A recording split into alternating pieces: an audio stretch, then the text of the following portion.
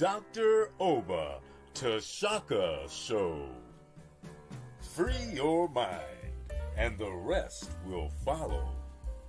A show for all who are on the journey to discover the truths about their identity, history, culture, politics, spirituality, and family relationships.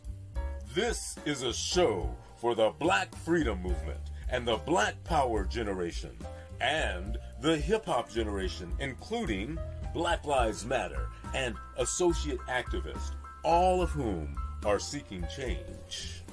Dr. Oba Tashaka and his guests are dropping knowledge and insight from his successful organizing, research, writings, and innovative thoughts, the best of which have piped into God's mind to lift you up higher and higher. To the bosses, OGs, rappers, influencers, and those looking to evolve from the constraints of misinformation and miseducation to build a foundation for personal growth, love, and mental freedom. Check out the wisdom of the OR. Yeah, that's the original revolutionary, Oba T, who inspired 1 million black men with his rousing speech at the Million Man March, and who continues to fight, write, and speak the truth. Dr. Oba Tashaka is one of the deepest deep thinkers in the world today. A quote by Dr. Asa Hilliard. Dr. Oba Tashaka, then Bill Bradley, was the best leader organizer in the Congress of Racial Equality, CORE. An endorsement from Dr. George Wiley, Associate Director of National CORE and the best organizer blacks produced in the 1970s as the organizer of the National Welfare Rights Organization. The Dr. Oba Tashaka Show. Free your mind, and the rest will follow. Greetings. How's everybody doing? I know that the announcement for the show got out a little late, but I'm sure people have picked it up. I want to again encourage people who are viewing the show. If you like the show, hit the like button and hit the subscriber button. For people that don't know, that's the red button. Just hit it and you subscribe. And don't think I'll do this at the end of the show, because if you're like me and a lot of other people, you might forget to do it. You know what I mean? So do that. This show is the 150th of these shows, the Dr. Oba Tashaka Show, and they've involved a lot of work. Each show is a chapter in a book, and a number of the shows are series. And so if you go and check them out, you'll see that, you know, we have a number of shows where there are 2, 3, sometimes 4 parts. The shows on the Twa are an example, one of the best of our series, which is new history, because we're going into what is generally not included in history, called prehistory, which is the Twa, which set the stage for world history. It is formative history. It's the beginning of human history, and created the longest lasting civilization and the highest state of civilization humanity has ever gone through. And then we've had a series on the Anu, the founders of Kemet. Most scholars start with dynastic Kemet. We're actually going before that. And Dr. Finch has a book out now on Egypt 10,000 BC, where he's going back to that period. I want to get that book and check it out. He's a great scholar. You should check his work out. And then we've had a series on Free the Mind, a series on Black liberation movements. In fact, we started the show off with the San Francisco Freedom Movement, the one that I was privileged to lead between 63 and 66, the only successful Black freedom, Black power movement in the North in the 60s since 63 to now. And we had across the board victories empowering our people, across the board. And this was an economic movement that no other movement accomplished on that level. And that is what really shaped me. My best organizing comes out of the San Francisco Freedom Movement. So we've had a series on the power of the mind, a number of series on spirituality, the African spirit systems, and how they're important in terms of empowering us as a people and humanity at large. And, you've seen some of the series that we did on the Yoruba, Asante, and we touched on the Dogon, and with a heavy focus on Kemet. So, we've covered a broad range of things, and then we've dealt with issues in this country, the second post-Reconstruction, when Trump was running for office. So this is a show that covers a lot, and we've had on some good people. Menu Ampin on King, the revolutionary. He's the best authority on the Reverend Martin Luther King in the world, and his master's thesis on that subject, I expect to be seen turned into a book. And we had the great author on the assassination of Malcolm X, Babazak Kondo. We had an in-depth discussion. He's the foremost authority on Malcolm's assassination, over 3 hours. And when I bring people on, they're good at what they do. And we had an in-depth conversation between Dr. Theophil Abenga and myself. He's the best scholar in the world on dynastic Kemet and a multidimensional scholar, and we'll be having him on again. I hired him at San Francisco State in 1998, and he stayed at my house for about 3 months. He's my buddy. And when you see that show, if you haven't seen it, you go back, you'll note that it opens with a university that he persuaded the president of the Congo, Congo Brazzaville, to set up. And it has now a place for 10,000 students. So check those out. So this show covers a lot of different topics. It's like chapters in a book, because I'm like Louis Armstrong. We're born on the same birthday, August the 4th, and he viewed his jazz, and he was one of the great innovators of jazz. If there was a single one, it would be him. There wasn't, but he would be close to be one of the singular ones. He regarded his music as chapters in a book. We're both born August the 4th, and I won't go into why that's the case, but that's how I view presentations. If I'm giving a speech, in this case, a presentation, chapters in a book. So a lot of these shows are going to be put into book format, to let you know. So this has been work. My good friend John Handy, who was on one of our shows, a jazz musician, and was a leader in the San Francisco chapter of the Congress of Racial Equality, San Francisco Freedom Movement. He had a million-selling record, jazz record, called Hard Work. He's now 90 years old. And so this has been hard work, but I've enjoyed it. But I really enjoy the love that you have expressed towards me and to the people who put this show together.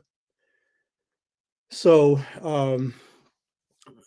as you know, the central, I have only one motive. I want to empower people with a sense of their own inner power, so that on the spiritual, political, social, economic level, and every other level, whatever their level is, if they're an artist, whatever, scientist, whatever, they fly, And so what this show is about, and I put in quite a bit of money into this, because I'm not going to go for corporate sponsorship.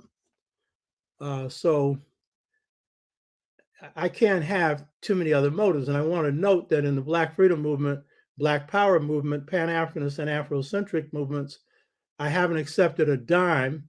It was 1 year where we got Black businesses to finance what became the Pan African Peoples Organization that followed the San Francisco Freedom Movement. And that group, you saw some of the teachers discuss their teaching in an African-centered school that we've had in operation since 1972. And so for 1 year, Black businesses financed the organization and paid me a salary and a secretary. But other than that, I've accepted no dimes, nickels, quarters, dollars, dead presidents for anything I've done for my people. I'm unbought and unowned. I follow the truth, and I'm following that same principle with this show. So I fought corporations all my life. So why am I going to become an ad man to make a little chump change on the internet? And by the way, I'm an economic developer. I'm pretty good at it. And so, I mean, if I want to make money, I know how. But money ain't my first passion. So love of my people, but most important, the love of the truth.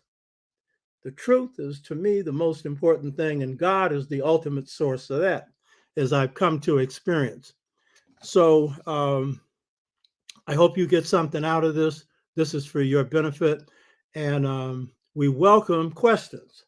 And the more thought you put into these questions, the better they are. Lao Tzu is often laying out some good questions. And if you got some questions, put them out there. And if you got comments, put them out there. One of the things that's been difficult with this show is because when I started it, I knew if I started it around something like the Dr. Obatashaka show, it was going to be harder to move it because only so many people know who I am. So it'd been easier to just go on the normal format where you just bring in people and interview them regularly. But I would have no reason to do the show if I did that, because I have a lot of other things I'm doing: organizing, training, writing books, speaking, doing different things. And I have a lovely sister in my life.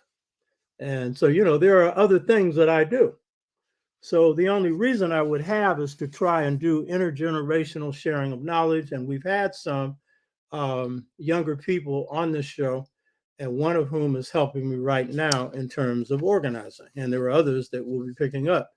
And Brother Ugawa is one. He started out at 38 years of age, and he has been helping build this show. He's a major reason that it's taking off. So it was interesting to find that up to 4 weeks ago, we started getting 1,000 viewers a month, which for most shows is nothing. But for my show, it's something.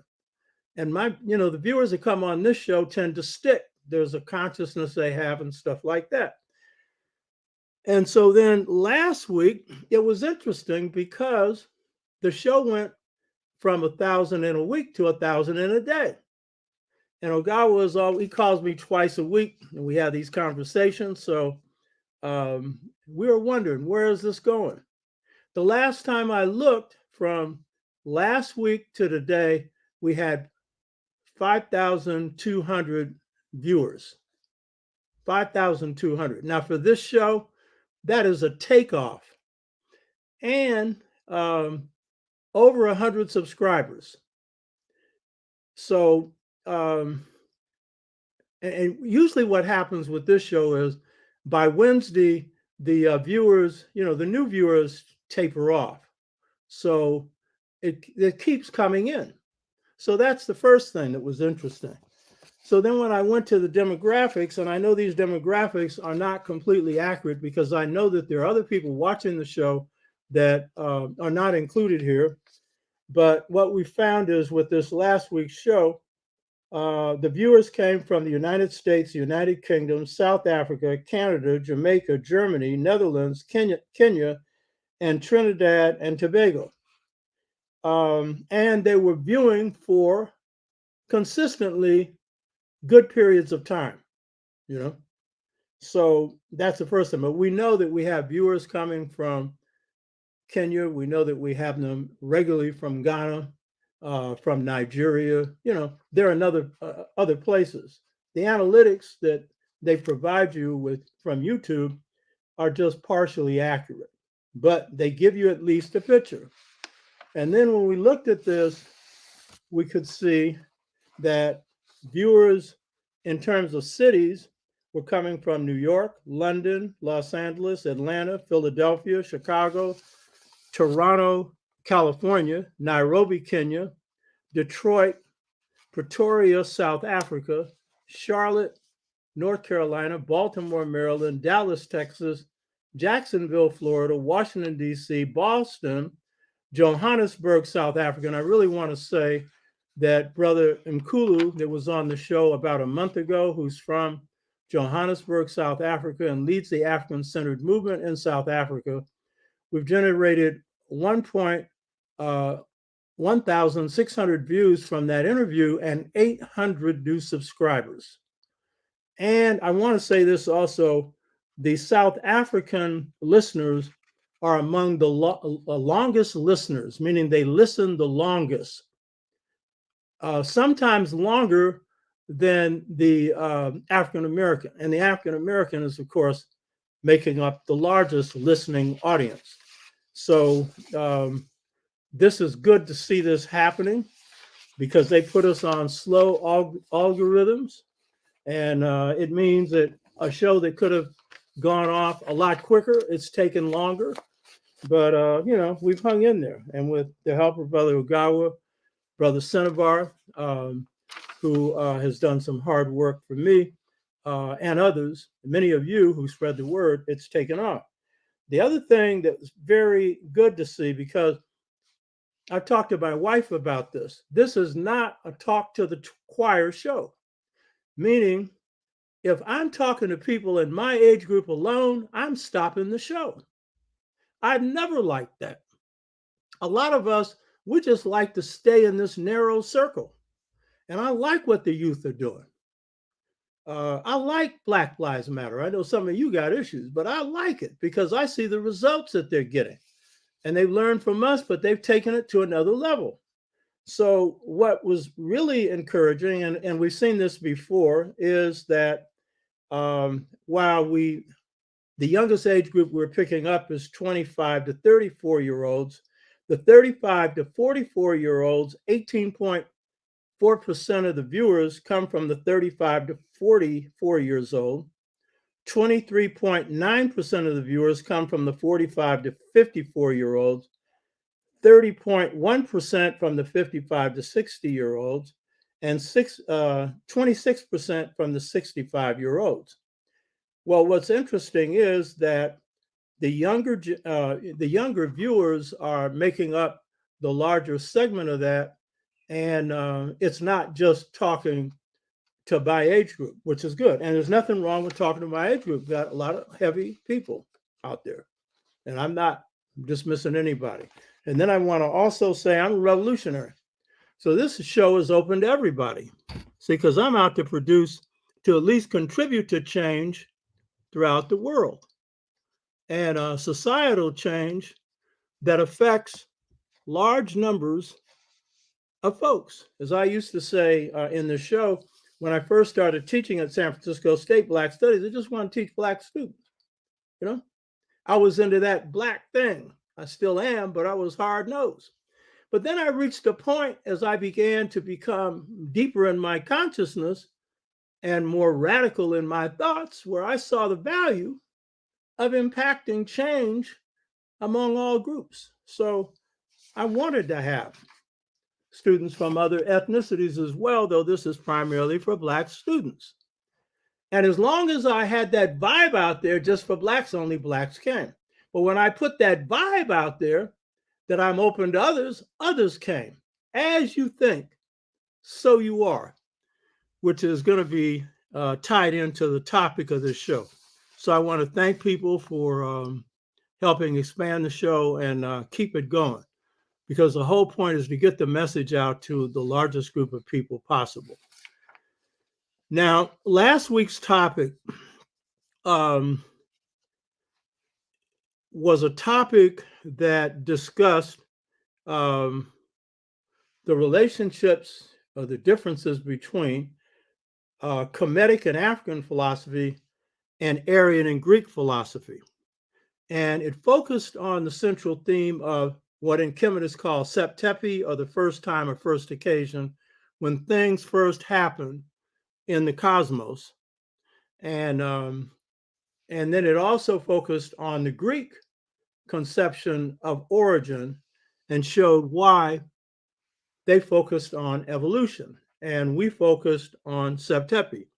And the main point that was being made there was to show that the African conception of first time is heavily rooted in the spirit, but not separate from matter, but guided by spirit. Whereas the Aryan or Greek or European conception heavily rooted in material things. And with the Greeks moving away from spirit, and then later Western thinkers going all out in a material orientation. And we can see that is basically the thrust of the world today, where under capitalism, the materialism is the main orientation, and everything is measured by dollars, francs, pounds, Chinese currency, or Japanese currency, you know? And so you find the average person on the planet living in misery, while a handful has scooped up everything. And so this inequality is something that this show is dedicated to eradicating. I know I can't do it on my own, but the paradigms that I'm putting forward are about just societies to correct that. And this show is a part of that discussion. And I'm not saying that therefore it's a good thing for revolutionaries to be broke. I'm not saying that if you are able to at least put a roof over your head, food on your table, and enjoy life somewhat, there's nothing wrong with that. That's what everybody should have. And this society is designed to prevent. So part of the meaning underneath this show and all shows is about transforming societies from crooked to straight, and where there's an inequality of wealth and power to one where it's evenly distributed. So today, I'm going to examine the Kemetic and African philosophical understanding of the cosmos, showing how it rests on two legs, spirit and matter. Spirit and matter. While Aryan and Greek philosophy, and I'm putting the Greek out there because they're put up as the paradigm for the West, they've kind of exaggerated their significance and importance. And so they claim that they're centering their civilization on the Greek model. And I went through some of the distortions of that last week.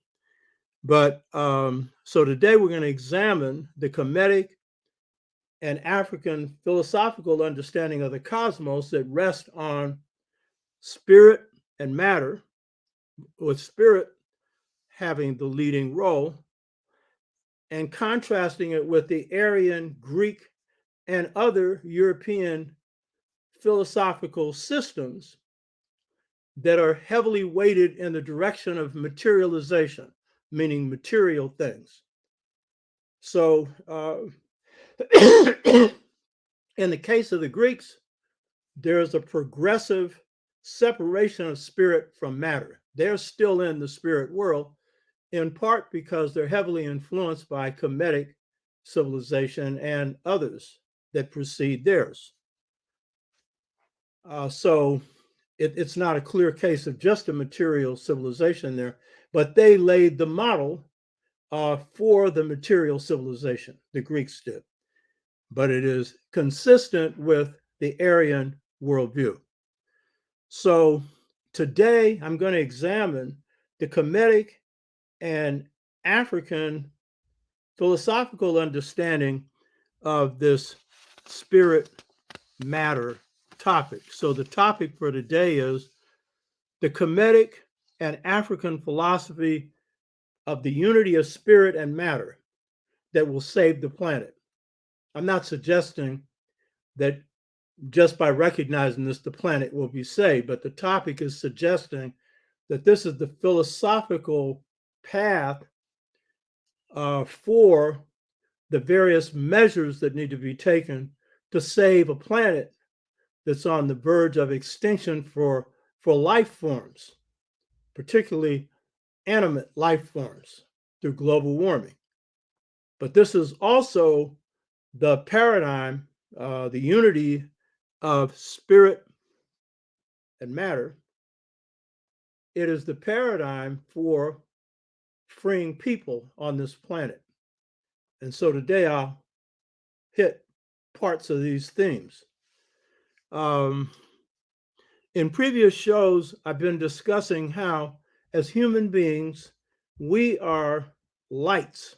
Within us, we all possess a light. All spirit people who have the gift to see this see it when they see a person.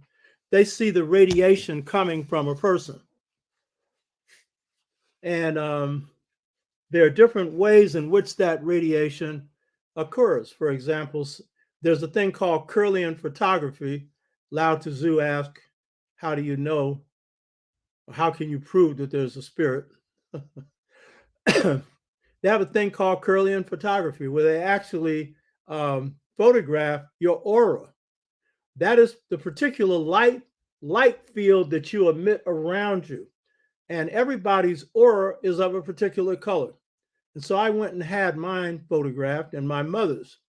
My mother's aura is purple. In my master bathroom, I have her purple chair. Regal.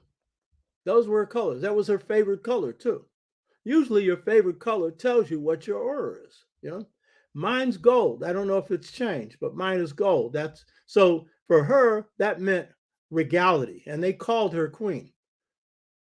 She looked like one of our great movie actresses, Alina Horn. My wife said she's prettier. So they both looked alike. They had Louisiana roots. And she had no arrogance about her, but she carried herself like a queen, and her friends called her queen. And her primping time indicated that she was a queen. She took her time. And my father just had to wait, you know what I mean? And she carried regality with her, you know what I mean? That was her. But the point is, her color was purple, and she had that royalty about her. Mine is gold. That indicates intellectual stuff, spiritual stuff. That's me.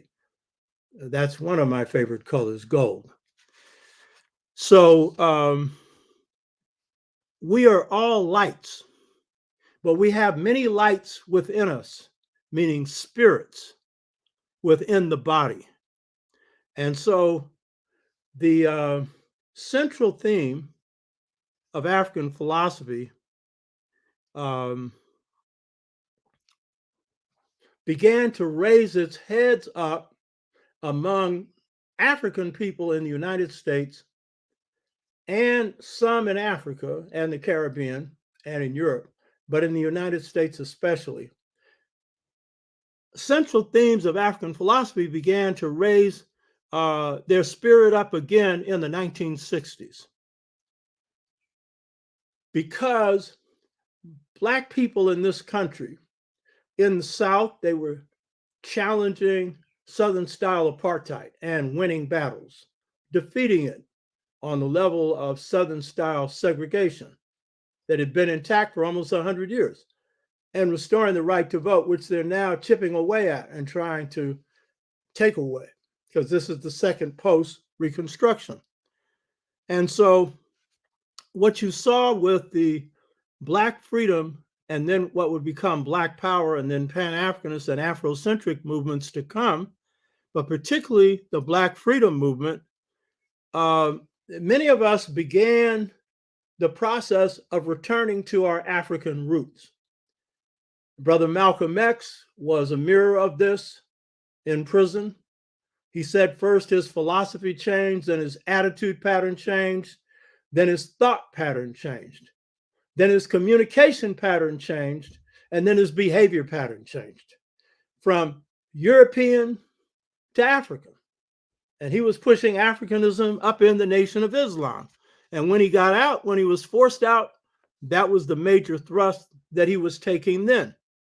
And so for people like myself, who were in the trenches and leading the only successful Black freedom, Black power movement in the 60s in the North, 10,000 people in the streets, kicking the behinds of corporations and building block by block organizational power, 45,000 Black people organized, building a successful Black United Front, the United Freedom Movement that took our movement from a couple of hundred to 10,000.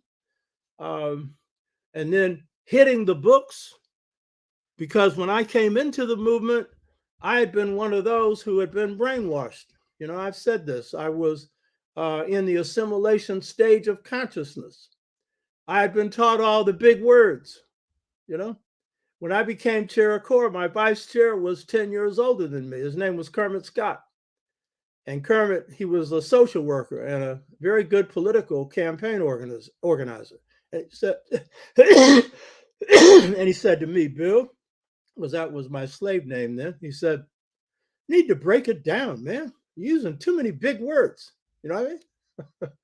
I was also coming into the movement with a hard line. I mean, as I got into the movement, I became a hardliner, you know.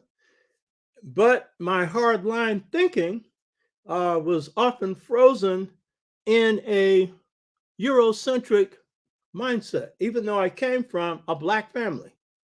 I'd been miseducated, had nothing but white teachers through college, through law school. So I had to undergo a lot of work. And this was a part of what a lot of serious activists in the movement were doing as well. Some didn't, but those that did, they were able to go further. The deeper you went into your past, then the further you could go ahead in producing transformation in the future. So this was a real issue, a set of issues that people like me and others had to address. And so joining the movement, I went on an awakening. I've talked about this before. It caused me to hit the books on African history. And in the transformation that began to occur in African history, it led me to African philosophy. And I'm a philosopher, historian, and revolutionary political activist and thinker. And there's a lot to that. I won't go into it. But philosophy has really drove my development and growth. And so it was a return to African philosophy for our people. It was new for me. And it was an immersion in African American philosophy and deep thought that I'll go through in a minute. And when we start doing the sixfold stages to mental freedom, you'll see that the development of African identity is twofold. It's both the development of an internalization of African values coming from the best parts of your African past, but it is also a drawing from the deepest parts of new African or African American values, which is true if you come from the Caribbean or if you're coming from some other place. It's going into the depths of your people's culture. And that's the only way you internalize African consciousness, because you've got to practice it in your reality. So to know something, you've got to be that. And that's a process of transformation. So we were addressing then issues that had to do with identity. And then, while then we weren't dealing with a climate crisis, those of us who particularly coming out of San Francisco freedom movement and others in the North, and King and others coming out of the South, moving to the North, we had to begin to look at the economy and the system that runs this country and begin to question it. So the discussion today is going to address this issue of the unity of spirit and matter and the way in which the West has moved to separate spirit from matter theoretically. You can't really separate it in the real world because it's a unity of both. And we're going to use it to address both the environmental crisis that endangers the planet, which by the end of this century, if there are not shifts in this global warming, this planet will become uninhabitable. And it's to address also the inequalities of wealth and power that exist between Blacks and whites, the poor and the rich, and that plagues the planet. And so we'll be addressing these at the same time. So the crisis of global warming with rising sea levels, the melting of ice caps, the raging fires, all come from the burning of fossil fuels that are hydrocarbons that contain materials such as coal, oil, and natural gas. This is basically what came from the Industrial Revolution. And it is now putting the Earth on the endangered species list. And the rich want to do absolutely nothing about it. And Black, brown, and red communities in the United States are the ones most affected by this, because these are the places where they locate all of these chemical burning processes, leading to lower life expectancies among our people. So in fact, it was Blacks that coined the term environmental racism. So do not think that this topic is just a general topic. It doesn't affect us. It affects us more than most. So the Black Power and Black freedom movements of the 60s and 70s and the African independence movements, and these movements inspired each other. The African independence movements inspired our movements, both in the South and in the North. And the Black freedom, Black power, Pan-Africanist and Afrocentric movements have inspired African movements on the continent. And there's a reason. The movements generated by Africans in America and the movements generated by Africans on the continent, they have a singular power. And that power, either one of them, produces chain reactions throughout the world. When the African in America moves, then what you find is people around the world move, because New African or African American culture is the culture of popular choice. It is a culture that is very appealing because it is grounded in freedom, but it is also a beautiful culture that has a spirit core or a spiritual core to it, whether it's politics, whether it's music, whether it's athletics. I don't care what form the culture is taking. It picks people up and inspires them. And so it has this ability to create chain reactions, meaning we start something here, it encourages Blacks, whites, brown, red, and yellow people around the world to do something. And so the movements of the 60s did that. We've seen that with Black Lives Matter when the movement was going against Trump in 2020. George Floyd and Breonna Taylor. You saw these movements spread to 50 countries around the world, you know? And it erupted in such a powerful fashion, it threw the emerging fascists out of the White House. Got them prepared for the jailhouse, but we'll see if they lock them up. We get locked up even when we're innocent. Take a loaf of bread, we could serve 20 years on it. This guy's committed every kind of crime. And yet he's getting charged, but he ain't getting charged with the real crime. So the point is, these movements created chain reactions. So the African independence movement impacted us. We could see Africa rising up. And Black students were sitting in the South talking about, we can't even get a hot dog and people are going for independence. So those movements inspired us. It was a two-way thing, but it's the power you have, but you don't think you have any. So you don't appreciate it when you're exercising power in the world. And so when the Panthers come up, the Black Panther Party, you have a Dalit Panther Party in India, a Black Panther Party in all places, Israel. You got the Black Panthers being organized in Britain, all over the world.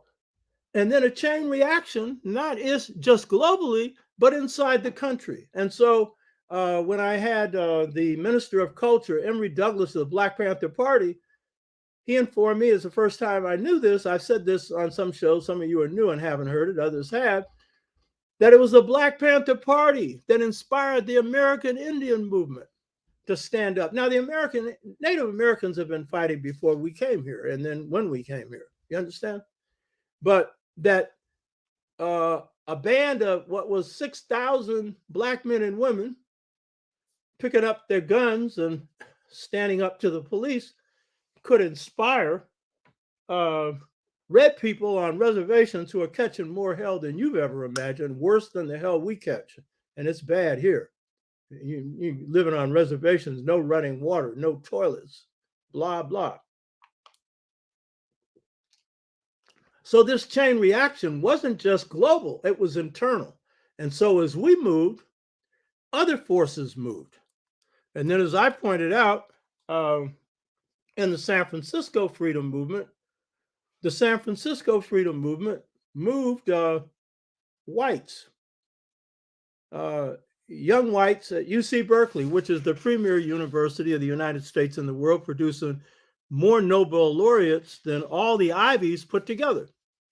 And so the chain reaction began to radicalize them. And what was again radicalizing them? The sense of freedom that they got from this Black freedom movement. They participated and they were shock troops that we used that went to jail, you know, at the last 3 big job campaigns in the San Francisco freedom movement. The Sheraton Palace Hotel that took on over 30 hotels and restaurants in San Francisco, Auto Row, and the Bank of America. And 2 of those 3, they went to jail. Now, any campaign I led, nobody went to jail. I could kick your butt without losing a single person in jail. But these movements here, people went to jail. But they got radicalized and went back to UC Berkeley and started a free speech movement that spread across the country. What radicalized them? The democratic spirit of African American culture, where in the case of the San Francisco Freedom Movement, we operated on consensus. San Francisco Core did, and the United Freedom Movement did. And they got that sense. And when they went back to UC Berkeley, they weren't using the left model, which under the Marxists is called democratic centralism, where people on the top dictate what happens on the bottom. No, everybody had a say so. That's because our culture infected them, influenced them, and put them out of control. And then they were infected by the spirit of the movement, a spiritual movement. And they got that in the songs. They got that in the spirit of resistance. They got that in the beauty that they saw from Black people standing up. And it instilled that in them. And so it led some of them to embrace what they called their manhood. Mario Savio, the leader of the free speech movement, said he was initiated into manhood by being arrested at the Sheraton Palace Hotel, and then went to Mississippi and was further initiated by Bob Moses, the best organizer that the Student Nonviolent Coordinating Committee produced, and came back talking about what? Fighting against the machine. Because he came back realizing that places like UC, Harvard, Yale, and all of these places were preparing you, as he said, to be cogs in the machine. And so our movement created this chain reaction, transforming their consciousness while we were going into deeper levels of transformation and change. So they were breaking free of this Aryan Greek model. Some of them were. And if you don't think so, who freed Assata Shakur? Black Liberation Army, an arm of the Black Panther Party, and the Weather Underground, the armed resistance movement of what had been SDS, Students for Democratic Society. That was a radicalization they were going through our movement. So this is part of what this transformation was all about. It was putting people in motion where they were beginning to come in conflict with this materialist worldview and models. And it was producing awakening and transformation across the board. Now, of all the awakenings that was occurring in the 60s, the most important awakening was the spirit-based or spiritual awakening. That for African Americans was caused by a return to the depths of African culture, especially African philosophy, and the deepest foundations of African American deep thought or philosophy.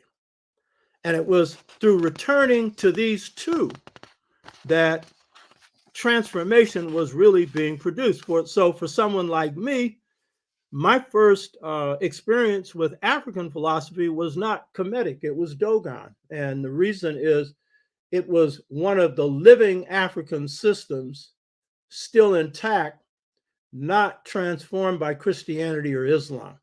And so that was my first transformational experience, was through Dogon thought.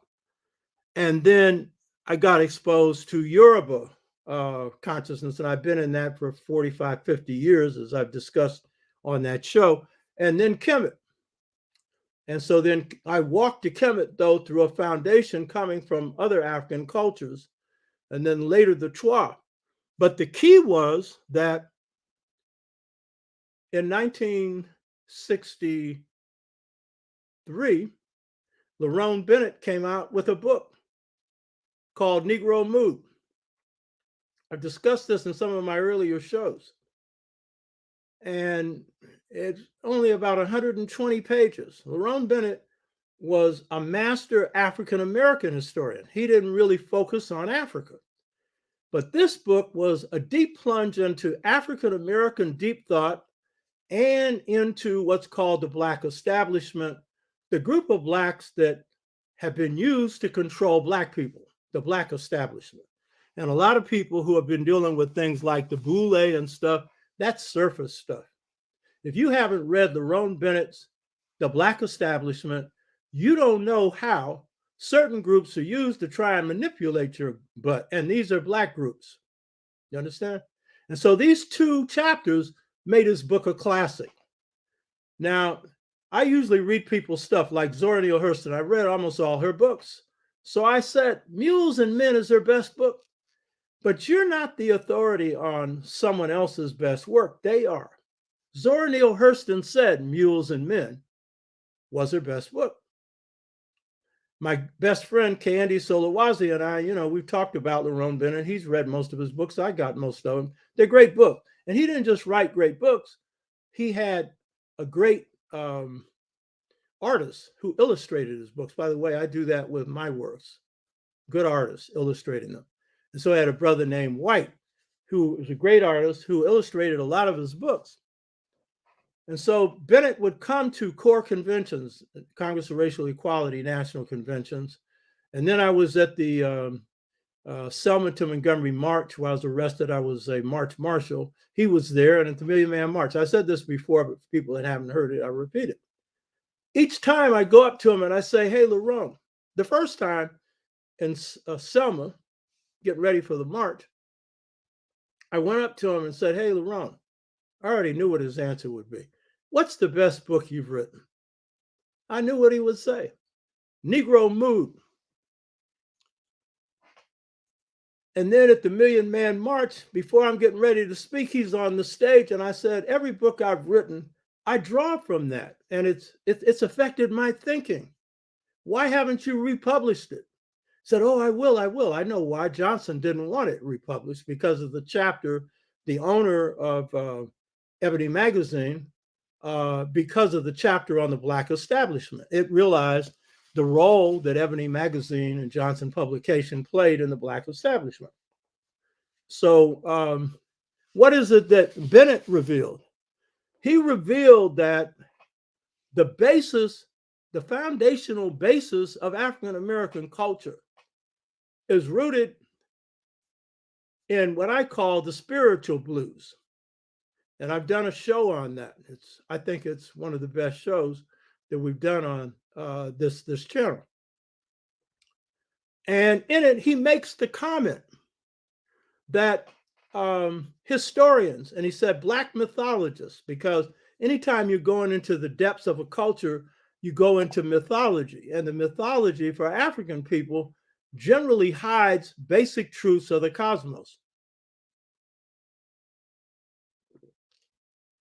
And the mythology for African American culture does that as well. It hides the fundamental truths of how the universe operates. And so Lerone Bennett and his great work, Negro Mood, and by the way, I encourage Jacob Carruthers, who was my master, Asa Hilliard, who was a good friend, all of the major scholars I have encouraged to get that book. None of them have, except for Raymond Winbush, who's a Black psychologist and is into reparations, has written a book on reparations. The rest have not read it. And I think one reason why we don't is we tend to discount the strength of our own stuff. You know, well, sorry for you. And so what does Bennett say in this book? The most important, profound statement was this. He said, people who are into the mythology of the blues, both Black and white, usually make the same mistake. They separate the blues from the spirituals. And he went on a riff. And I know this book was written in very short order, because you can see it was inspired. He could write the Black establishment because he was in the center of it. He saw how it was working. And he could write on this blues thing that I'm going to get into in a minute, because he was identifying with the high point of the Black freedom movement, which was Birmingham, Operation Confrontation, King's Campaign. And so what did he say?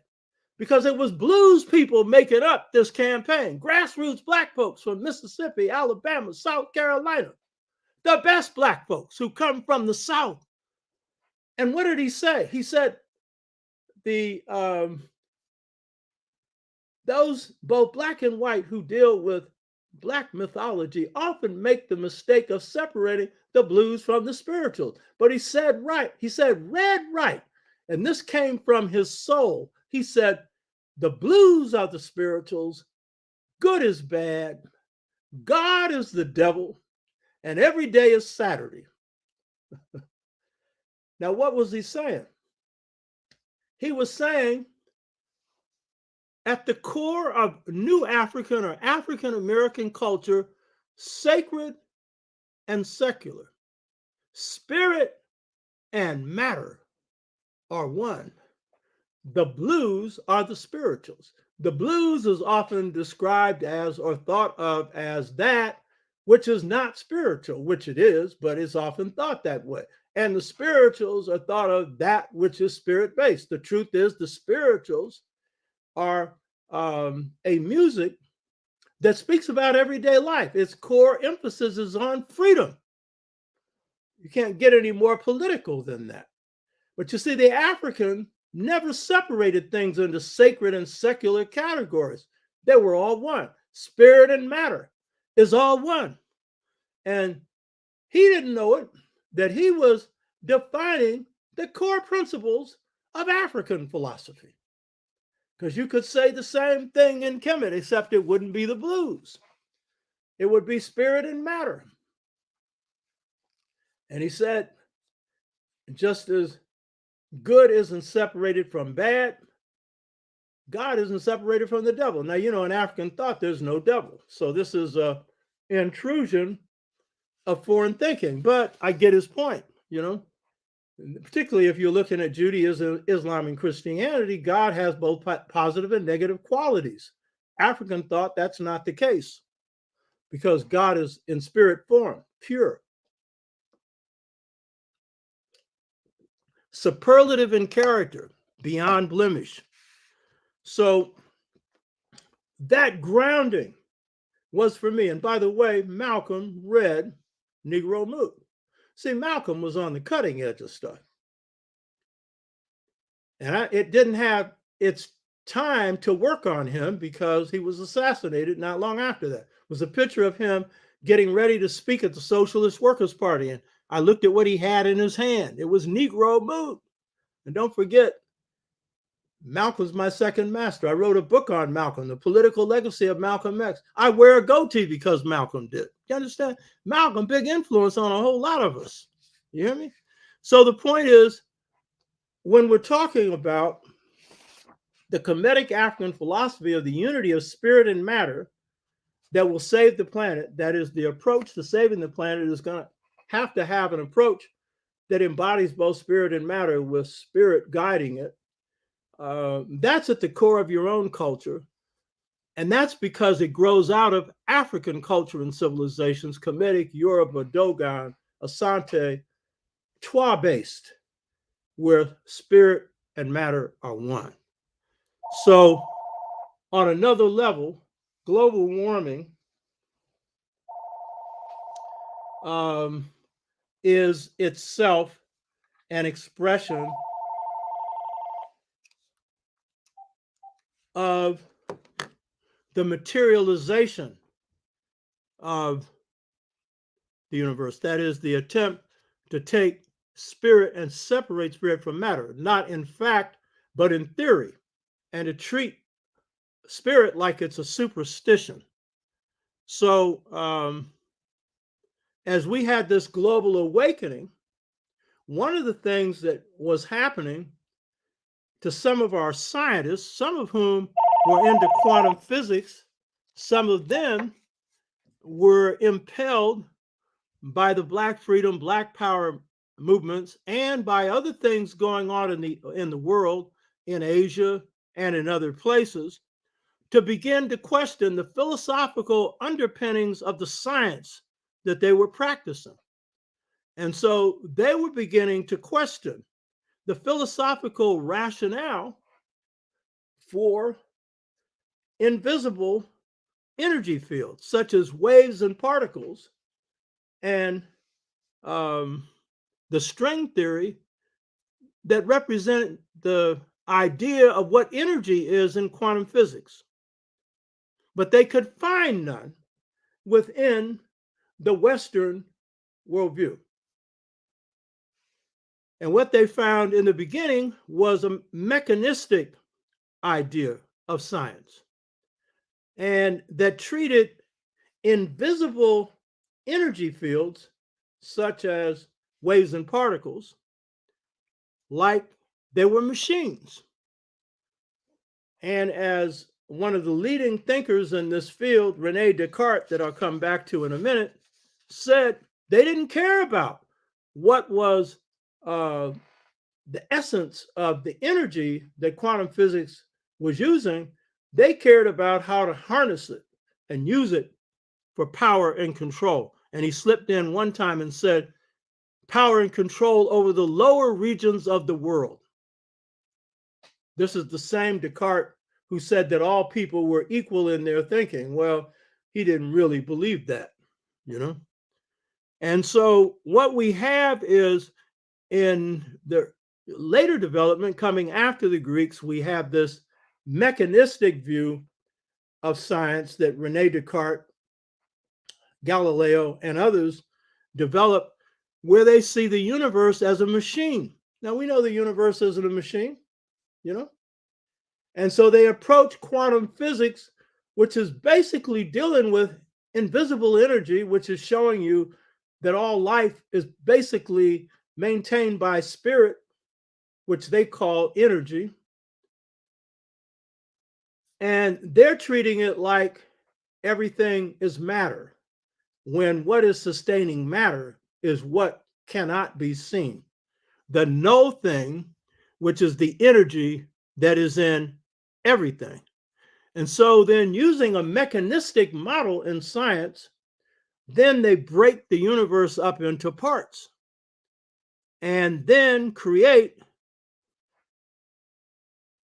an attack or an opposition between spirit and matter, emphasizing matter and putting spirit to the side.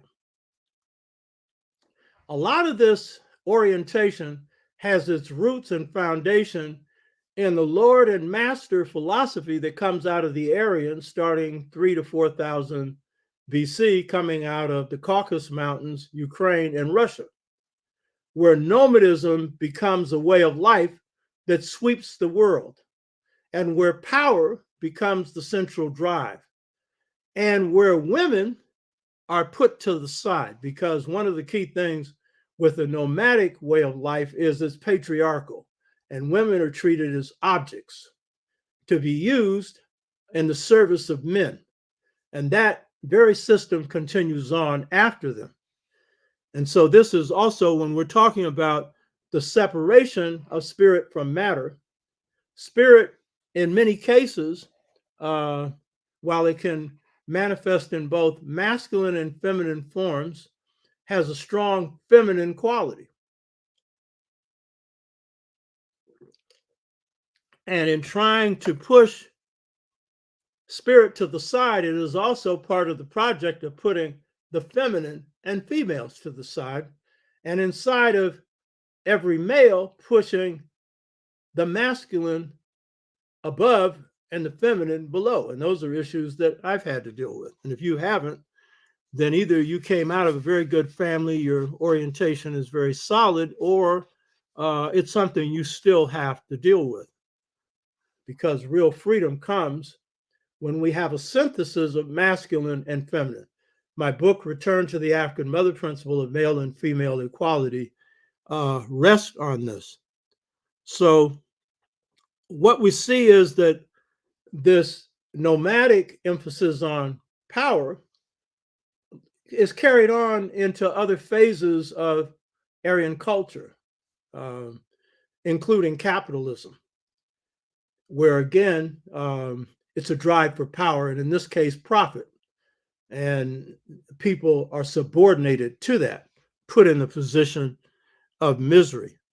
And as I pointed out before, since these Aryans are teleological, that is utility oriented, or they're interested in how something can be used for the purpose of power, then morals are out of the equation.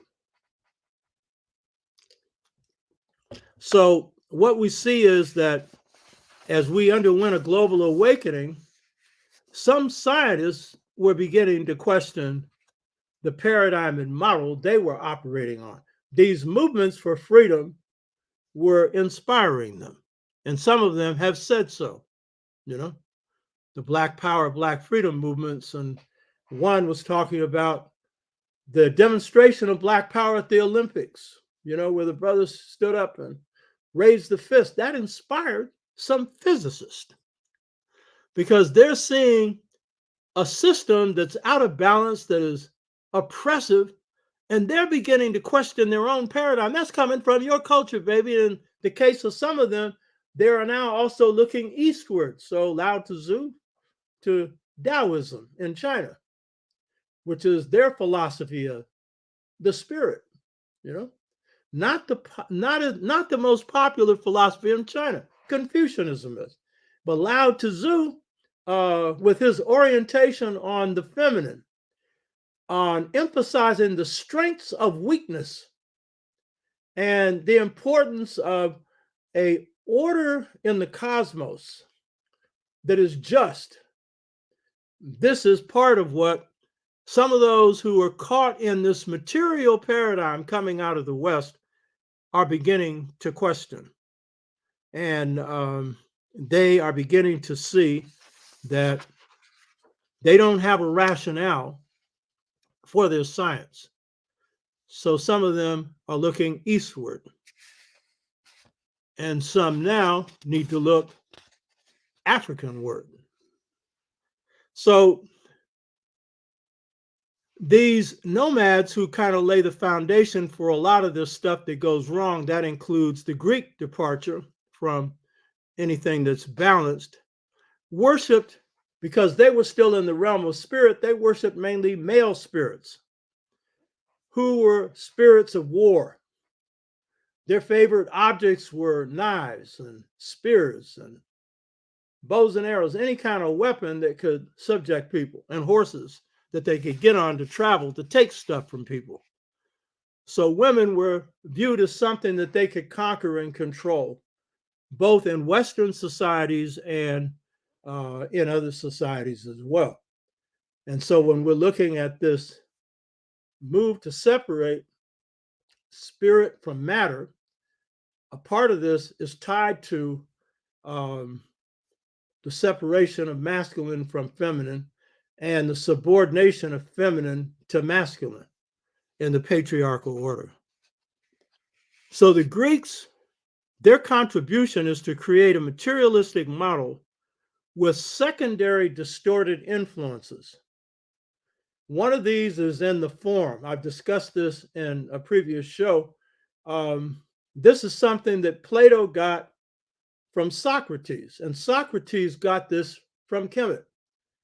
And it was this idea that the form was a entity or being that came from what Socrates said were pre-existing things that existed in heaven, and that these pre-existing things Plato called form. And so these pre-existing things could be truth, justice, and whatnot, though the Greeks were not into truth. And so Plato takes this, and he is taking what in Dogon thought would be a dunoso, their table of signs, which is a duno, universe, so words of the universe. And they're taking these words that are embodiments of cosmic truth and recognizing them as the source of anything else that comes into being. So justice would be the source of any kind of practice of justice, the ideas of justice. So the form, And so that's an idea that was captured from Kemetic thought and African deep thought, and was then transformed by Plato into the idea that the form was the pre-existing idea. And then he inserted what is the beginning of despiritualization and placing it above God. Above God. This is the beginning of the process of despiritualization. But then he creates the good. Now remember, in Greek thought and in all Aryan thought, good doesn't mean right, just, anything else. It means the powerful, the strong. But he takes the good and he dichotomizes it. He separates it. And so he creates the separation of good from bad, intuition from reason. He is beginning the process of what I call despiritualization, or taking the spirit out of matter, or taking the spirit out of humans, or taking the spirit out of thought. And so it is that problem that Plato starts, which involves the deification of despiritualized reason. Western philosophy is grounded in the idea of spirit, that reason governs everything. In Plato's Republic, it is the philosopher who has no idea of spirit, but has every idea of reason separate from spirit. And since the Greeks had no word for truth, separate from truth. Reason is an ordering principle to control everybody else. Despiritualized reason. In a society, the Greeks are following the same rule as the Aryan nomads, where women are put on the bottom. And this becomes their model for democracy. By the way, Greek democracy, which only lasted for over 100 and some odd years in a few of their city-states, practiced by only a handful of Greeks, was only practiced by males and they could only elect rich Greek males to office.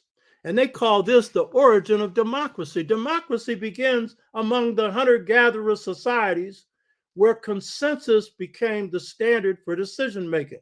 I've discussed this before, and it lays out the standard for African governance where all the males and females are equally empowered to govern every phase of society. That's the formula that God gave me when God gave me the formula for the just societies of the Trois. That is the formula for getting out of poverty. Because if all the males and females have the power to make the decisions on the planet, you don't have the rich stealing from the poor because you ain't got any rich.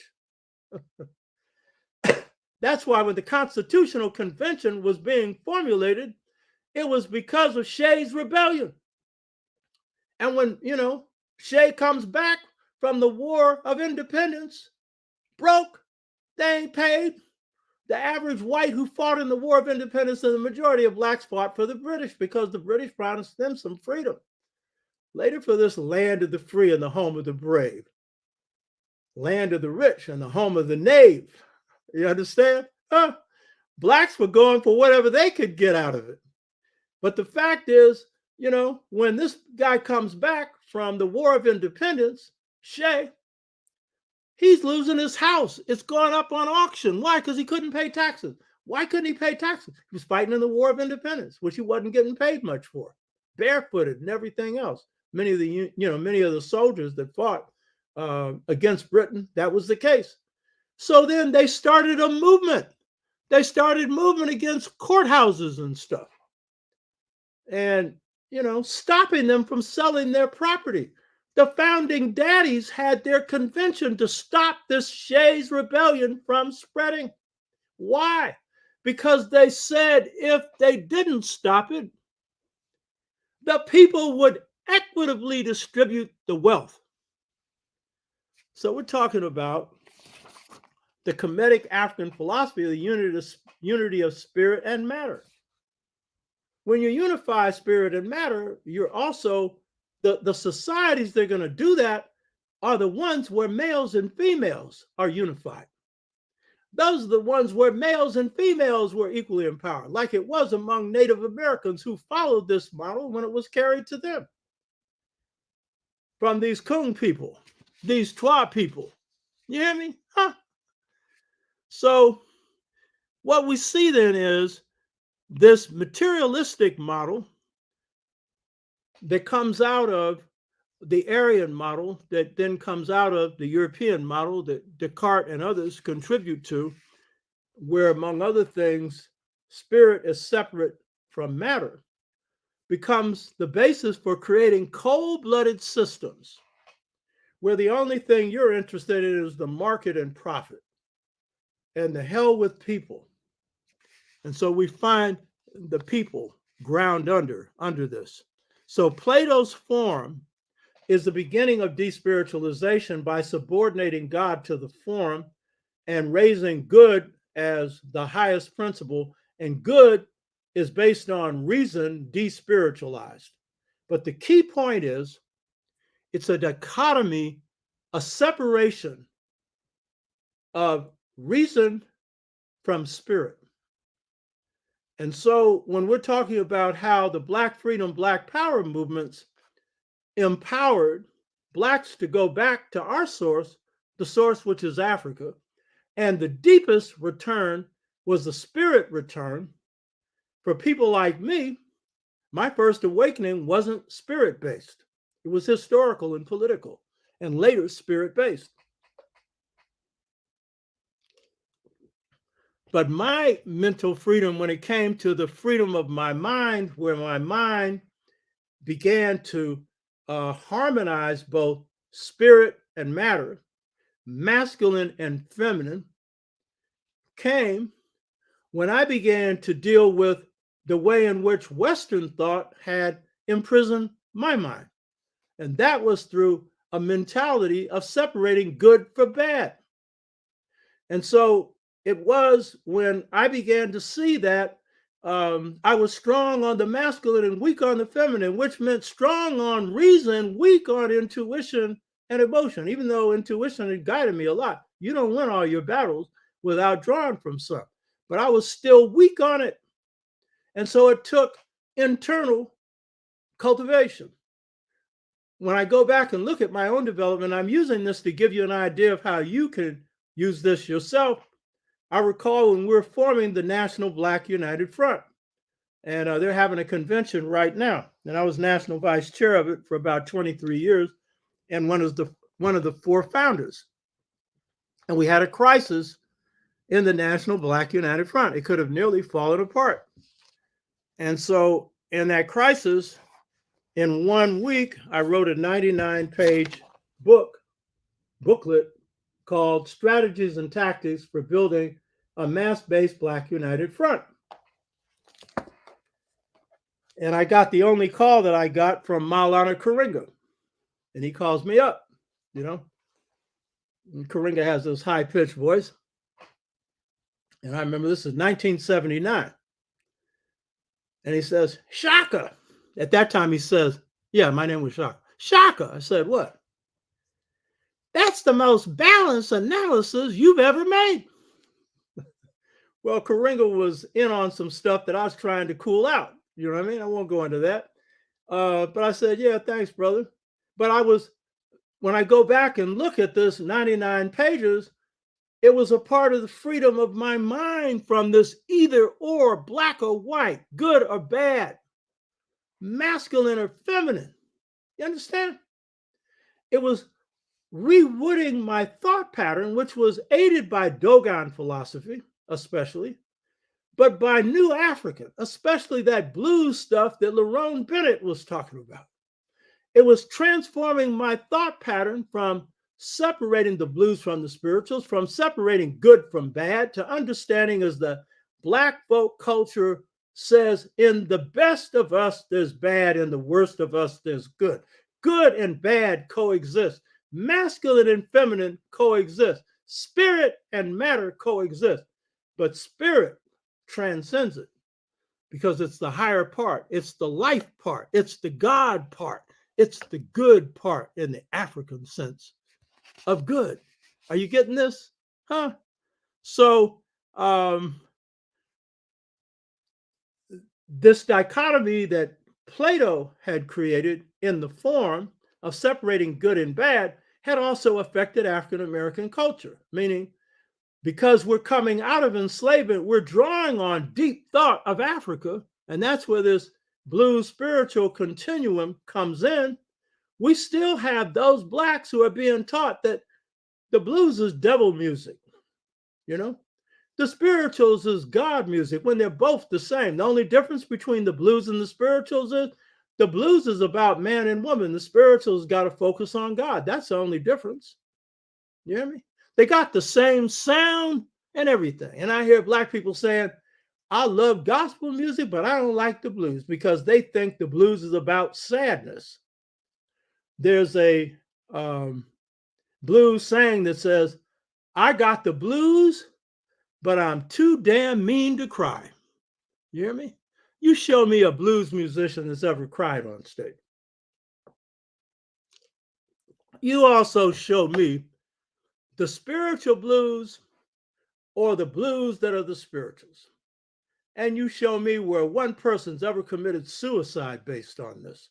Country music, which is white people's blues, a lot of people commit suicide because it's sad. It's that barnyard sound. It's pretty too, because it's their interpretation of our culture. That's where they got their Southern accent from. The Niger Congo Bantu speech pattern, y'all, that comes from us. R-A-E-O-U. That's the vowel pattern of African linguistics. That's Southern speech, y'all. Huh? So they picked up a little barnyard beauty there. And some of them a lot, like Dolly Parton. I like Dolly Parton, you know. All that money that she made off of a song that one of our great singers sang, she put it into black businesses. I say, go on, Dolly, you know. Not bad, you know. So the point is that African American culture, African culture have unified spirit and matter. spirit and body, mind and spirit, reason and intuition. They're not separate. And it is this thought pattern that will enable you to save yourself and save the planet. You hear me? Because when you get into this thought pattern, you're getting into God's mind. And I've seen God, I've experienced God's mind 2 times. And I said this before. What God thought gives you is the whole of a part, the whole of a part. And so my book, Return to the African Mother Principle of Male and Female Equality, I put forward twinlinealism as a model coming out of male-female equal empowerment. It means that if you're descended from the mother, you're descended from the father. Grandmother, grandfather. God, if God is he, God is she, we know God isn't either. But if it's going to be one, it's got to be the other. And this twinlinealism, this twinlineal model of male-female equal empowerment, masculine-feminine synthesis, the union of spirit and body, mind, reason, and spirit, that thought process enables us to capture what's going on in the cosmos.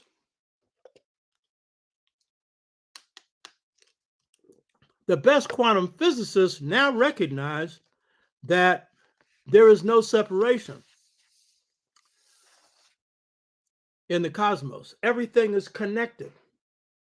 It's a whole, you know? So Dogon, Kemetic, Yoruba, Asante, and other African and New African philosophies have not made the mistake of separating spirit from matter, nor sacred from secular. So Twa, Bambara, Dogon, Yoruba, Asante, and African American deep thought models see that spirit and matter, body, mind, and spirit are one, not separate and in warring parts. But because of the intrusion of this into African American culture, we've had to deal with that. So when Thomas Dorsey is bringing the blues back into gospel music and creating gospel blues, he has to deal with the way in which what he's doing is being defined as double work. He has to overcome that, transcend that, because there ain't no double, baby. God rules hell. You hear me? God ain't got no second angel, fallen angel out there who's second only to power to God, you know? And when we do wrong, we run around here blaming the devil. The devil ain't got nothing to do with it. There ain't no devil. That's a boogeyman. I know I'm stepping on people's toes, but it's a boogeyman, you know? And in fact, what we should be doing is criticizing ourselves. We did something wrong. Don't blame it on the devil. Of course, in slavery, Africans were correct in defining the devil as a white man. You know what I mean? Because he behaved in devilish ways. So this is the whole thing right here. So Africans, especially the Kemites, Dogon, mastered astrophysics through a spirit science where spirit and matter are viewed as one. Heaven, the cosmos, and Mother Earth were seen as connected through divine energy. And we know that divine energy is defined as Maat, harmony, truth, justice, right order. Maat, one of the passages I love most in the description of Maat is they describe it as the rudder of heaven and the beam of earth. The rudder is that part of a ship that gives it direction. Now we know heaven and the cosmos is not just a physical entity. You got planets out there, but it's basically energy that is infused in those planets to keep them moving. So rudder is not anything you can see. Rudder is a divine energy. It is the energy of harmony, truth, justice, right order, balance. Most important, truth. If you want to reduce Ma'at to one sentence, speak truth, do truth. Spend your life working on that, and we'll never get to all of it because we've all got shortcomings. Me, you, all of us. So it requires constant work. But the point is, we are now injecting into the cosmos a truth that those who have discerned its truths know the beauty of its order. And what we're seeing now with global warming, the heating up of the planet, the flooding, the extreme wildfires, Mother Earth is striking back. You violated the law of Maat. You violated the law of balance. You violated the law of kindness. And now these same rugged scientists who treated the earth like a machine and now no longer use a mechanistic theory, but still move on a material theory. Now they're saying, oh, Mother Nature and the cosmos is delicate. Really? You're just discovering that, huh? You didn't care whether it was or not, as long as you could wring profit out of it, power out of it, and misery for everybody else through it. So this notion then of the unity of matter and spirit, with spirit being the most important because it is the source of matter, it gives life to matter. In internalizing this through speak truth, do truth, we were able to create noble human beings. And these are the human beings that walked through plantation doors and fought back.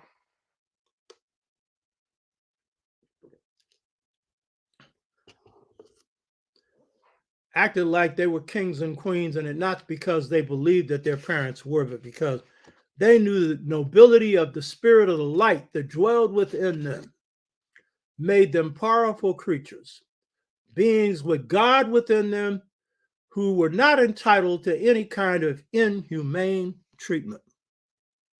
Now, today, Western science, especially physics and astrophysics, rest on a view of the cosmos until recently as a machine, with matter being falsely viewed as the substance of the cosmos. These ideas are rooted in René Descartes, who was a mathematical physicist and who was a major influence on European pedagogy teaching methods, where he basically removed spirit from the teaching process. But as a mathematical physicist, was a leader in this field of thought. And so he plays a major role of separating spirit from matter, placing spirit in opposition to matter and downgrading spirit, pushing spirit to the side. And it's this removal of spirit from matter, in theory, because you can't really remove it, but in their view of things, their review of matter, by treating spirit as being secondary, this is a part of what enables you to objectify nature just as women are objectified. In fact, nature is treated as a female. And so in the empirical science of Francis Bacon, when he talks about observing nature, he treats it as the same process used in observing females, for the purpose of uncovering their secrets, for the purpose of control, to create a new science to dominate nature. And so with Descartes' system of removing spirit from matter, then if you have matter that is nothing but a physical or material entity, unconnected to you, you can wage war on it. You can do whatever you want to it. But if you're an inseparable part of nature, then whatever harm you do to nature, you do it to yourself. And that is the real truth. Every living entity is connected to every other one. In 1973, I had the privilege of working in the Ujamaa villages in Tanzania with a team of 10 people from Pan-African Peoples Organization. 3 months. Lost, I pointed this out before, 15 pounds. Doing agricultural work. We would sleep on hard concrete floors, whatever, you know. And I'm in one of these villages on the floor, and a snake comes into the room, and instead of the people there killing the snake, they just pick it up and take it out. And I saw the same regard for nature in general. Many times I saw the same thing happen. And I realized that I had adopted a Western view of these things are alien to me, stomp it out. It changed my whole idea of my relationship to nature. And, so, when ants get in the house, I don't spray them if possible, because first of all, you're putting the spray on yourself.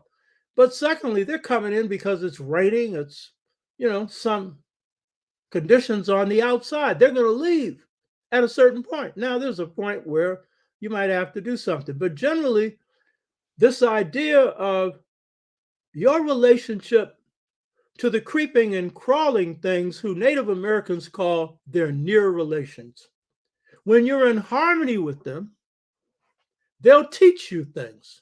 That's why George Washington Carver was the greatest scientist of the 20th century, because instead of materializing nature, he understood that spirit was in every part of nature, so he communed with nature.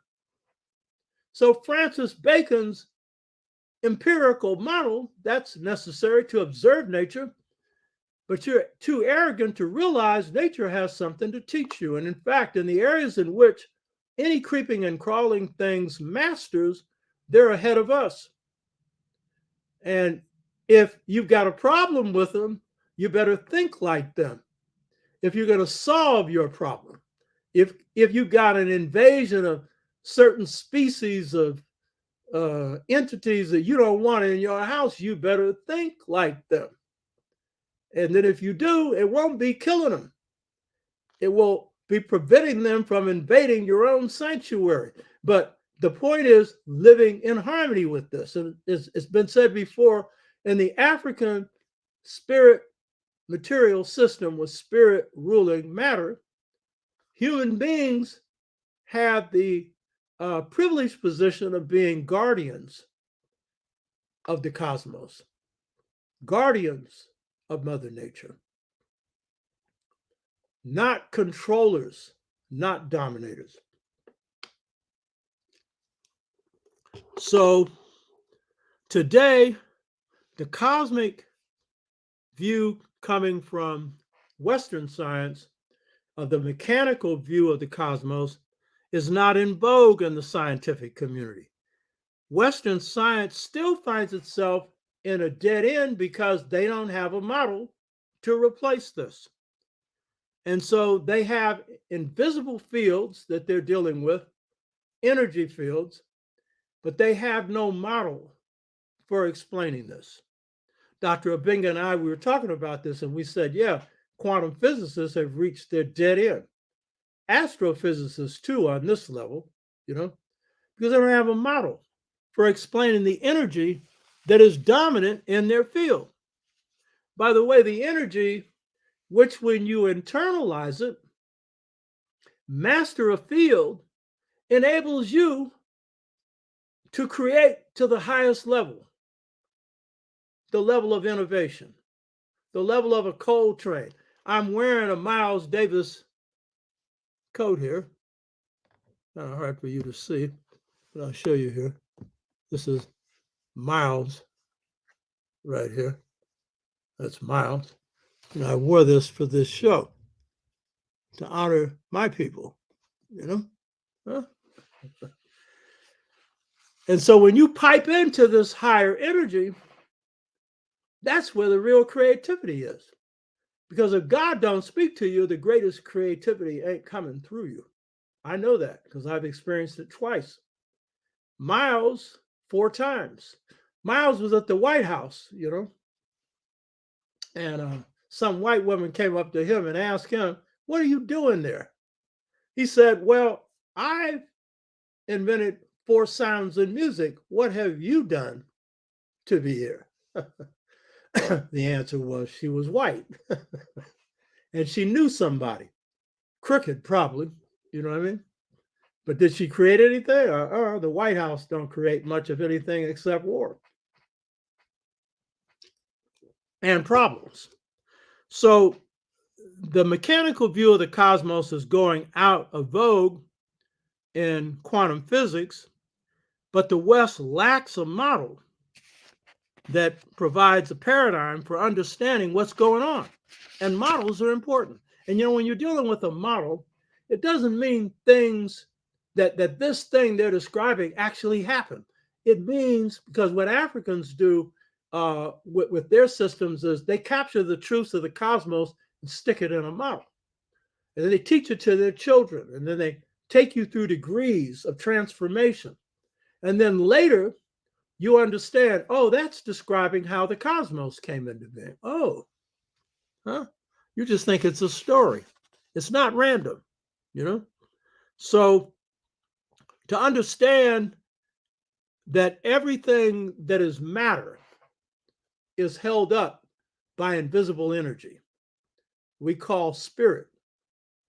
Because the West doesn't care, they don't understand its source. And last week, we were dealing with the theory of evolution. This magnificent interconnected cosmos, of which there are probably many, just came into being. Really? But I understand. I keep God out too if God was what they're saying God is. But if God is infinite force outside of space and time, God is the force that is in all of this that is interconnected, then you get a better understanding of what you're talking about. So Kemetic and African philosophy share an African cultural unity. And it understood that humanity, Mother Nature, and the cosmos are a unified whole. And this is really the key point in African deep thought. It usually comes back to oneness. And that's basically what the harmony is in African deep thought. It's the oneness. We're all spirits interconnected, So in ancient Kemet, while Maat provided the overall framework for the movement of the cosmos in every field of life, whether it's politics, economics, the justice system, families, economic systems, and that really influenced the person and how they operated in each of these spheres.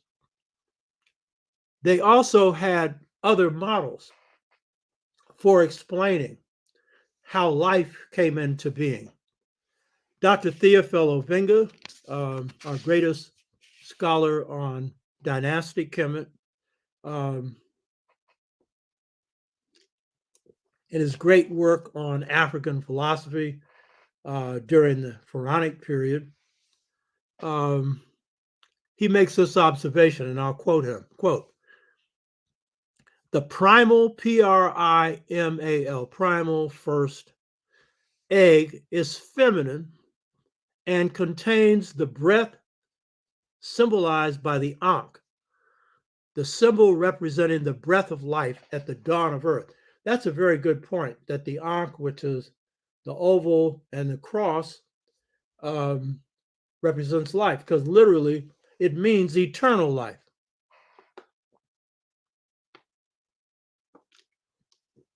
The Dogon have the double Ankh, where you have the oval at the top, the cross, and then an open oval at the bottom. And I've said this before, the oval at the top representing the heavenly placenta, which carries life in the womb of the woman. But that's the invisible one. That's the spirit that gives birth to the life that is open on the bottom, which is birth, symbolizing the birth of a human being. And that's the earthly placenta, the physical one that you can see. And then the cross, north, south, east, west, fire, earth, air, and water, that life contains all the elements of life. So Bingo says the primal egg is feminine and contains the breath, breathing, symbolized by the Ankh symbol, representing the breath of life. And in Asante culture, they make it clear that it is God that gives you the breath of life. And when you leave this earth, what is the key thing that decides death is when you can breathe no longer. There's a rattle that people who are passing to the next realm have, and then the cessation of breathing. So now the Ankh is eternal life. You're going to the next realm. So he's noting that this egg is symbolic of the dawn of earth and the dawn of life. He goes on to say this, and I quote him: the cosmic egg, mysterious in essence, represents the morning of the nascent world in the state of becoming. So what he's saying is the egg is symbolic in African thought of the emergence of life in the world. And then, of course, it compares to the life within the womb of the woman, the placenta, which carries the woman. Notice the feminine is being given importance in unifying spirit and matter. Now, the Dogon have the same, because remember, I started this off by saying last week, there's a cultural unity in African thought. And so the Dogon, in the system of the clear word called Sodaya, Sodayyi, Sodayyi, those are two different words. This is the fourth degree of knowledge in the Dogon system. And as I was undergoing transformation and internalizing things, and I was apprenticing under masters, it was this system I was drawn on. But African Americans have this same system. The book that I'm finishing deals with that. John Henry Clark came through this system. He didn't know it was African. I interviewed him for the last 8 months of his life. I apprenticed under him for over 20 years. And the last interview was at his home in 1998 after an ASCAT, Association, the Study of Classical African Civilization in New York. He asked me to come. I was coming anyway. And that's when we also made the decision to hire Dr. Theophilo Obenga. I was with Dr. Leonard Jeffries. He's the one that told me that Obenga was looking for a job. And I'm quoting Obenga right here. So Dogon accounts of origin, which provide a metaphor, a paradigm for how we harmonize this planet by understanding its interconnectedness, spirit and matter. In the Dogon system of the clear word or Sodaya, Amma's creation of the world occurs in Amma's egg, which is pictured as the womb of all world signs. It is an oval with symbols inside called the Dunaso, word so of the universe. And so they're drawn out and mapped out. And so in this Dunaso symbol of the egg, or the clear word, which is described as Amma's womb, which is telling you that when Amma creates multiple universes, it's coming out of our Ma. So when any African who's coming out of deep thought looks at the heavens, they will talk about God there. Just as anyone who is really in harmony with nature will talk about God there, because it's the force of God, the spirit of God, this infinite force, a part of which is in everything God created. And when you have that idea, you have a reverence for nature. You don't war on it. You don't try and destroy it. So in the system of the clear word that's explaining Ama's creation of the cosmos. And the Dogons say 10 cosmoses, meaning many. Ama is tracing inside Ama's womb signs. And these signs give birth to the cosmos. In other words, what's being said is that the signs are Ama's thoughts, and the thoughts precede what God creates.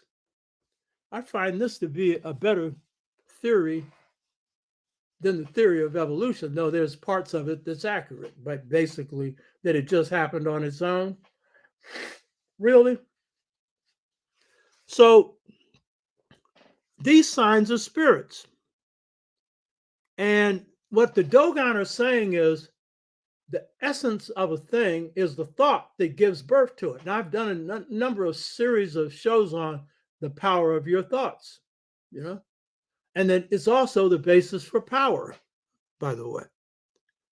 So, in the words of the signs, they're expressions of God's creative thought before the things, the cosmos, comes into being. Now, this is some deep thought because here's the point. In astrophysics, you have a concept called singularity. Singularity is described in astrophysics, and particularly quantum physics, as that point before the emergence of the physical cosmos, the planets and everything else, the stars. And in this time, which is no time, by the way, in this period, I should say, of singularity, the laws of quantum physics no longer apply because this is before gravity.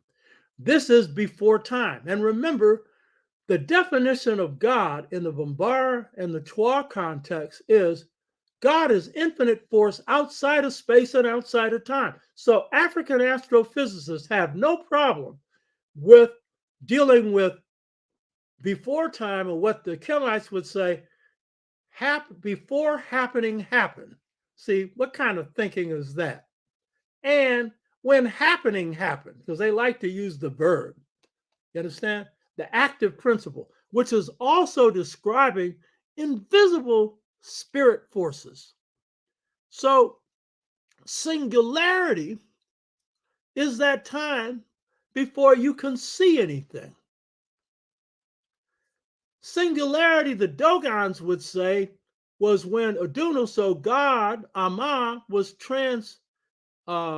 translating into God's womb the signs of what God wanted to create. In other words, Ama,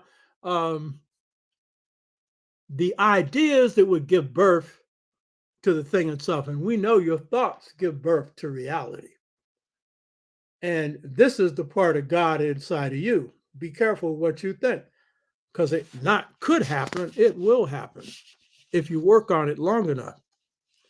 So what's interesting here is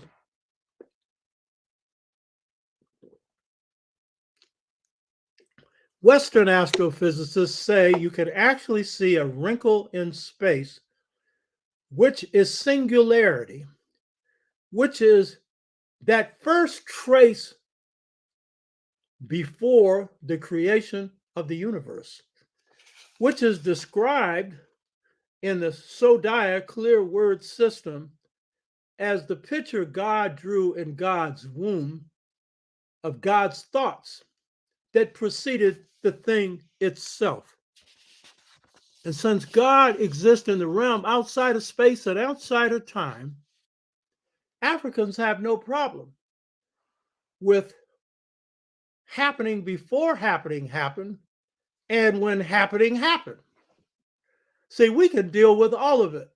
Astrophysicists can't deal with anything that hasn't got matter in it.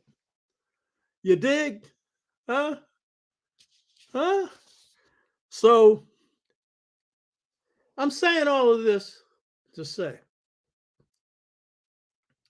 that the deep thought of Africa and of New Africa, and the Africans around the world, provides the foundation,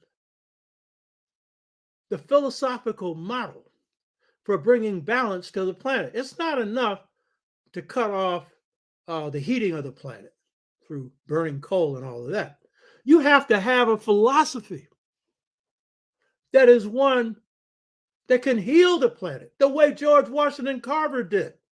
He said, no animal, no plant ever died when they were in his hands.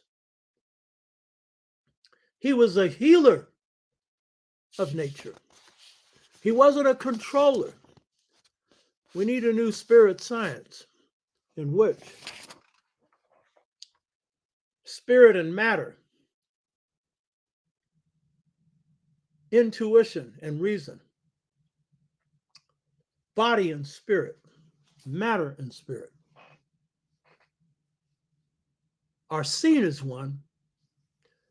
And as we go about our work of trying to speak truth and do truth, we try and become one. And in so doing, we can bring harmony to this planet through a lot of other measures that have to be taken in the street. I'm a warrior, so I'm talking spirit stuff, but I'm not just talking about this is just going to happen because you think it's going to happen. No, you got to get out here and do something to make it happen. So, according to the world's first people, the Chwa, this infinite force, which the Bambara call Ilani, what Bambara say is infinite force outside of space and time, the Chwa call Ilani. And they say, this is the light, the force that lights up the stars, that provides light to human beings and life to all that exists, animate and inanimate. And it is this force that we need to cultivate as we're dealing with our political, our economic, our social work. The work to save the planet and to free our people and to free our minds. In conclusion, I want to end on this. In 1984, as National Vice Chair of the Black United Front, I volunteered to go to the Black Hills in South Dakota to support our allies, Native Americans, in this case, the Lakota people, in their struggle to save the Black Hills in North Dakota from uranium mining done by the corporations, which also poisons the earth, the atmosphere, and kills off a lot of Native Americans. And so when I was there, I met Russell Means, who was one of the leaders of the American Indian movement. And so I want to close on a statement made by him. And this comes from Mother Jones because this was a speech called Fighting Words for the Future of the Earth. And I'm paraphrasing what he said. He said, for the world to live, this Western despiritualized view of the world must die. Notice I didn't say they must die. I said their views must die. Don't anybody misquote me here.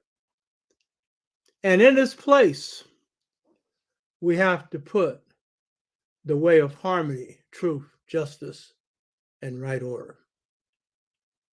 The truth that is inside of each of us, that if we live, will put smiles on humanity's faces because they'll live the good life.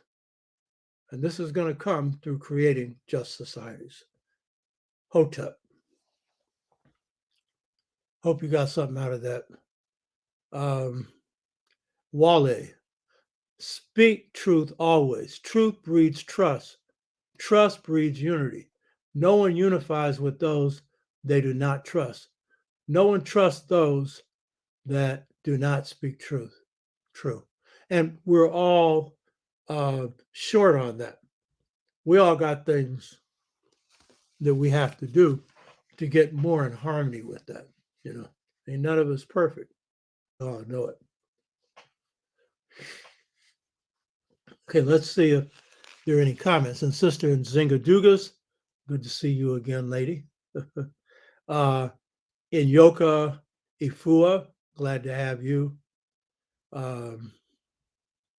Ubuntu Gogist, glad to have you. Alexis Terry, glad to have you.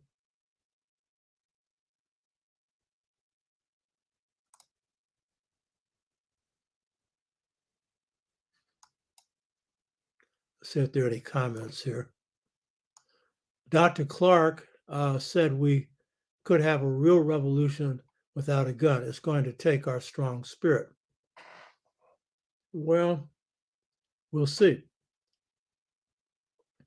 But the real revolution is the revolution of spirit, mind, and body, and the pursuit of truth. Because whether it's pursued violently or not, the results won't be good if the intentions aren't. And if we don't have models that we're living in which we treat each other in kind and just ways. Alexis Terry, George Washington Carver knew a lot about soil health, understood the unifying source that heals animals by healing plants through the soil. Yeah, and he was also someone who said he thought God's thoughts. And that was a key thing that enabled him to come up with many breakthroughs.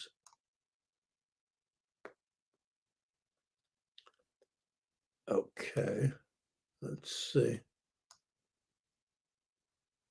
Wolf Manlu, the thought. Ptah took action by making a sound, a moon, and a 10. Heat and light, energy came out of noon. Yeah. The power of speech, good speech.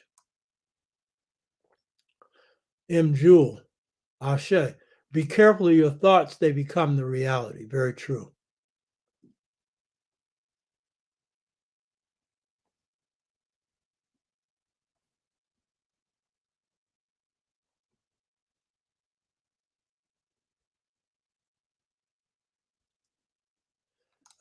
Michelle Mayberry, love to ask at great and powerful organization. Yeah, true. Part of that awakening. Wolf Manlu, the cosmic egg rests above the crossbar. The crossbar is equivalent to the event horizon or the beginning of time. And the shaft is light, the medium by which the medium by which creation is carried out. That's interesting. Lady M. Thank you, Lady M.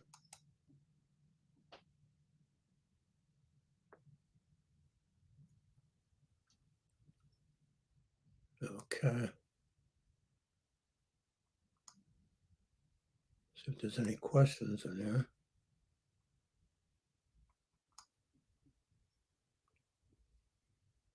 Crates for, thank you for your comments.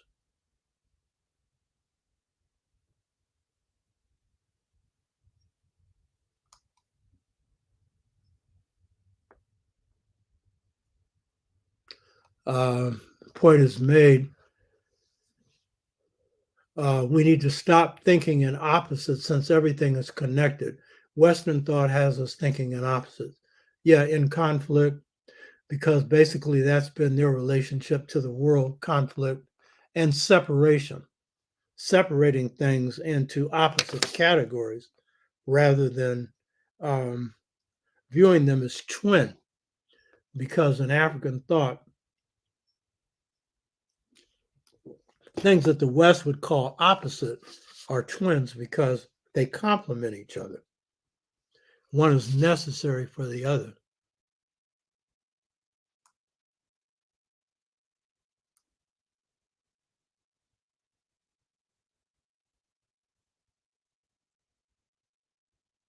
Land of the free and home of the slave. Yeah.